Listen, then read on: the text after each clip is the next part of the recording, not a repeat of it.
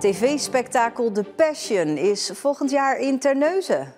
Geweldig, dat is fantastisch voor Terneuzen. Elke positieve reclame is voor Terneuzen reclame. En verder in deze uitzending. Eindelijk konden de aardappelen geveild worden.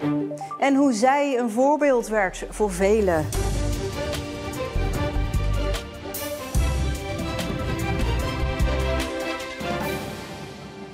Goedenavond. Verrassend nieuws vandaag. The Passion komt voor het eerst naar Zeeland, naar Terneuzen. En daar zijn ze dan ook in hun nopjes met de komst van de grote liveshow over het paasverhaal.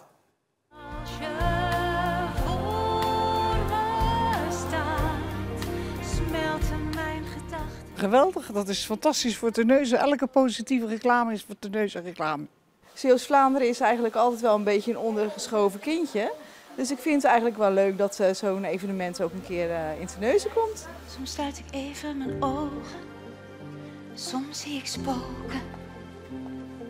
En op zo'n moment kan ik haast. Het is de allereerste keer in Zeeland en Terneuzen is de eerste stad. Echt waar? Oh, dat treft me. En wanneer komen ze dan? In april met Pasen. Oh, leuk. En gaan jullie kijken? Tuurlijk wel. Dan gaan we misschien kijken. Dan moeten we dat doen, hè? Ja. Dat moeten we doen, ja. Nou, dat vind ik wel leuk voor Terneuzen. Dat wel. Gaat u zelf ook kijken? Nee, dat denk ik niet. En we gaan naar Terneuzen, want daar is verslaggever Eva van der Welen. Eva, hoe hebben ze dit voor elkaar gekregen? Ja, heel veel lobbyen. De gemeente heeft dit samen gedaan met de provincie en andere bedrijven die ook geïnteresseerd zijn in dit evenement. En als ik de burgemeester moet geloven, was de producent hartstikke enthousiast over Terneuzen. En de burgemeester is dan ook blij dat hij dit nieuws nu eindelijk aan iedereen mag vertellen. We zijn heel blij als Terneuzen om als eerste Zeeuwse gemeente, want Passion komt voor het eerst naar Zeeland, om daar gastheer van te kunnen zijn. Dus we gaan daar een fantastisch evenement ontvangen. Daar hebben we heel veel zin in. Het is een heel groot evenement. Hoe ziet dat er dan financieel uit? Is het duur om dit te organiseren? Wat kost het voor Terneuzen? Als regio wordt er een bijdrage gevraagd. Dus de regio draagt aan de totale productie zo'n 3 ton bij en dat doen we met elkaar. De provincie betaalt daarvan het grootste deel. Terneuzen en een aantal bedrijven in de regio de rest. Maar alle partijen zijn ervan overtuigd dat de opbrengst van het evenement een heel stuk groter is dan de kosten. Ja, en grote vraag is natuurlijk, waar gaat dat allemaal plaatsvinden in Terneuzen? Er wordt gesproken over het centrum. Ja, en de nieuwe sluizen mogen natuurlijk ook niet ontbreken. Maar de exacte locatie die wordt van de zomer pas bepaald. Dus dan gaat ook de producent met de gemeente Terneuzen goed kijken waar het allemaal gaat plaatsvinden. Ja, en nou is er ook tegenwoordig een hemelvaartseditie van de Passion. Die is ergens in de gemeente Sluis. Weet jij al waar? Nee, dat is nog niet bekend. En de gemeente Sluis die roept zelfs op naar de inwoners van, komen jullie maar met een idee. De burgemeester deed dat zelf ook. Zij dacht aan het Belfort in Sluis. Maar het is dus nog onduidelijk waar het in de gemeente Sluis zal zijn. Dus ja, we gaan ook zien waar de inwoners mee gaan komen. Ja, en dan nog even terug naar Terneuzen. Alle hotels in Terneuzen die zijn volgeboekt die datum. Hoe zit dat dan? Want dat is wel echt heel snel. Ja, dat is heel erg snel. En we hebben wat boekingsites bekeken en ook wat hotels gebeld. En die zitten al vol, omdat natuurlijk ook de mensen die allemaal samenwerken voor dit programma ook ergens moeten slapen. Dus het is in april hartstikke druk in Terneuzen. En dat komt omdat de hotelkamers daarvoor al geboekt zijn. Dankjewel, Eva van der Welen. De eerste aardappelveiling had eigenlijk 2 weken geleden al plaats moeten vinden, maar het was te nat op het land en dus konden de aardappelen niet gerooid worden. Dat lukte afgelopen weekend wel, dus vandaag konden in Sint-Annaland de eerste nieuwe aardappelen geveild worden. Ik heb een hele mooie partij aardappelen gekocht, ja. Ja, eigenlijk wel de mooiste die er waren. Handelaren komen uit het hele land naar de enige aardappelveiling van Nederland. Omdat hier de beste aardappelen vandaan komen van heel Nederland. Zo simpel is het eigenlijk. Hoe komt dat? Ja, de klei, de grondsoort. Hier worden al van oudsher.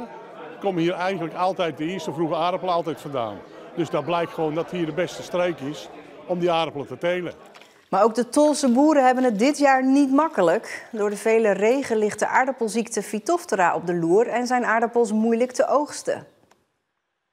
Ja, daar zal wel een grondje meer aan zitten, zoals wij het noemen dan. Dus ze worden er niet mooier van, dat niet. Maar ja, als de vraag is.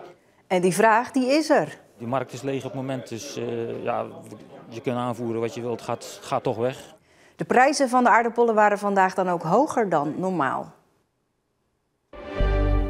De provincie maakt zich zorgen over computergegevens die opgeslagen zijn bij ICT-bedrijf Atos Eviden.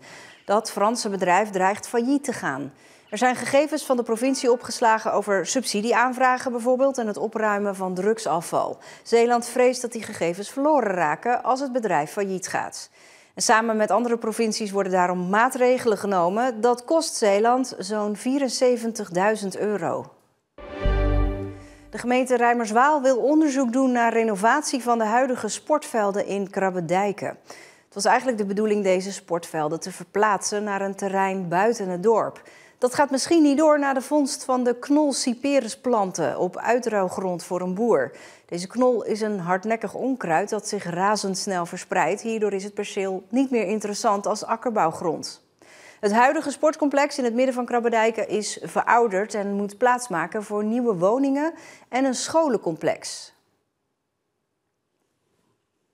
Lies Seijzouw uit Middelburg spande als allereerste in Nederland een rechtszaak aan tegen een werkgever om die aansprakelijk te stellen voor asbestkanker. Dat was in 1988.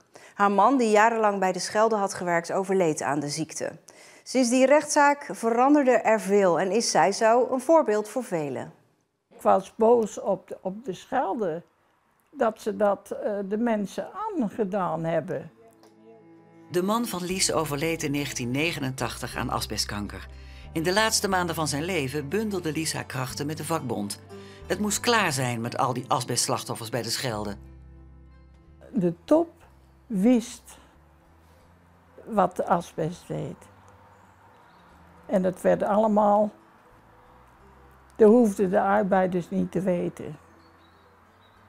Want die waren er toch genoeg. Want wat wilde u van de Schelde?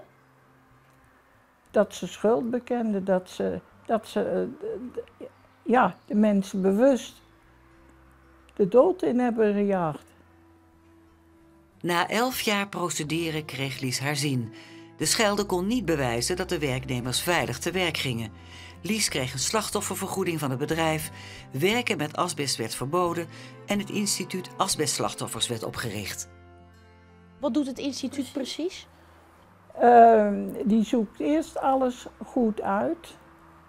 Hè? En als het dus blijkt dat je mesotheliom hebt, dan krijg je die €20.000.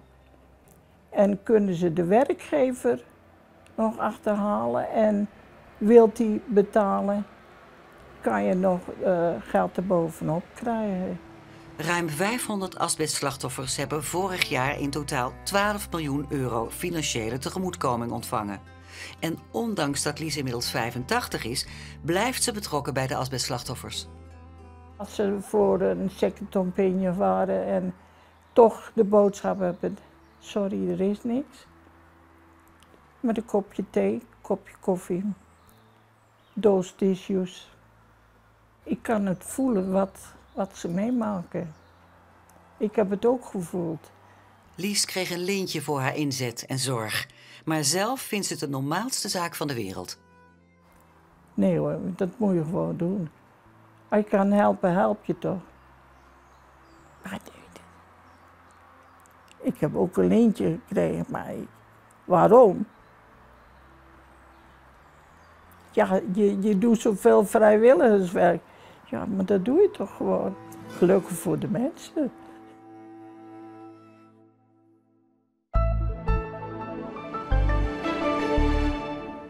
De dag begon met stevige buien, hagel en onweer. Maar in de loop van de middag werd het droog en scheen de zon geregeld. Het was fris met 14 tot 16 graden. Morgen blijft het als het goed is droog en is er vrij veel zon. Het is morgen nog koel, maar daarna gaan de temperaturen wat omhoog. Ja, dat werd wel eens tijd ook, want dan kunnen die winterjassen eindelijk de kast in. Dit was Zeeland Nu. Morgen om 5 uur een nieuwe. Fijne avond.